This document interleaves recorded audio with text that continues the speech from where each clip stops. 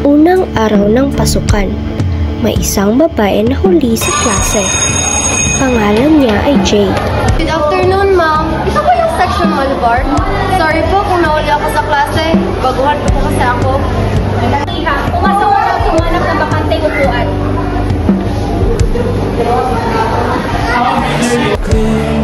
Ang ganda niyo. Miss, dito ka na lang po. Kakaibang tama.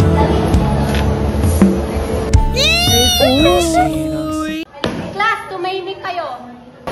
Tingnan mo, pre. May bago tayong kaklase, pre. Ang ganda niya. Feeling ko bagay kami.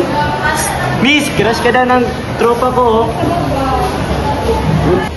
Hoy, tumahimik ba kayo? Huwag ingay-ingay nyo. Inisturbo niyo yung bagong kaklase natin eh. Mas mabuti pa makinig na kayo kay ma'am. Oh, ayan na naman siya.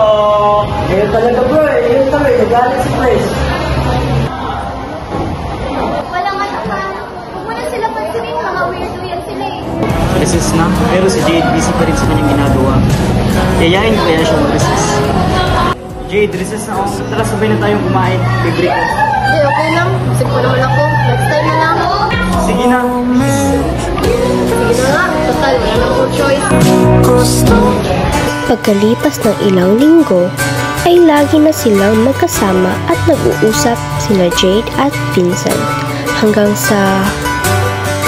Vincent, ang ganda ng hair natin. Gusto mo ba pagkatapos ng class ay mag-usap tayo? Oo, Jade, ako rin. Forget the homework muna. Tara, maglakad tayo sa campus. You're the closest to heaven that I'll ever be, and I don't wanna go home right now. Oh, Jade, Vincent, bakit lagi kayo nag-uusap? Tingnan nyo yung grades nyo. Mula 90, bumagsak ng 70. Dahil ba sa relasyon nyo? Vincent, ang tama. Kahit galit ang magulang at guro sa atin, di bale, tayo ang importante.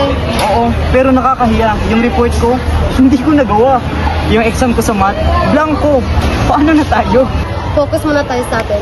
Yung pag-aaral, bukas na lang. Mali tayo. Mag-ibig natin. Importante.